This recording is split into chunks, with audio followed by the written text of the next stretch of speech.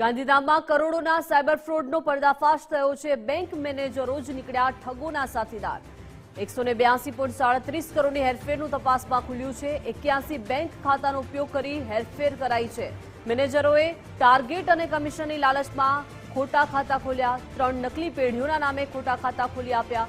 પોલીસે 3 બેંકોના મેનેજરોને ઝડપી પાડ્યા છે। બેંક અધિકારીઓ ગુનેગારોને મદદ કરતા હોવાનું સામે આવ્યું।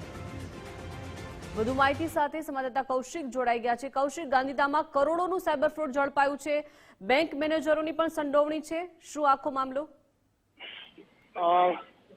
જી ચોક્કસથી કચ્છ જિલ્લામાં છેલ્લા લાંબા સમયથી સાયબર ફ્રોડની ઘટનાઓ બની રહી છે, જે ચિંતાજનક ગણી શકાય તેમ છે। ત્યારે ગાંધીધામમાં કરોડોના સાયબર ફ્રોડનો પર્દાફાશ થવા પામ્યો છે। બેંક મેનેજરો સહિત 3 ઈસમોની ધરપકડ કરવામાં આવી છે। સાયબર ઠગોએ કુલ 81 બેંક ખાતાઓનો ઉપયોગ કરીને આશરે 182.37 કરોડ રૂપિયાની માત્ર રકમની હેરફેર કરી હોવાનું તપાસમાં ખુલવા પામ્યું છે। આ બનાવમાં HDFC બેંક, જના બેંક ના મેનેજરોએ ટાર્ગેટ પૂરા કરવા અને કમિશનની લાલચમાં નકલી પેઢીઓના નામે ખોટા ખાતા ખોલી આપ્યા હતા। સાયબર ક્રાઇમ પોલીસે ટેકનિકલ સર્વેલન્સના આધારે ચંદન પંડ્યા, હિતેશ ખન્ના અને યાસીન સાયેચાની ધરપકડ કરી છે। ફ્રીઝ થયેલા બેંક ખાતાઓને અનફ્રીઝ કરવામાં પણ આ બેંક અધિકારીઓએ ગુનેગારોને મદદ કરી હોવાનું પણ તપાસ દરમિયાન બહાર આવવા પામ્યું છે।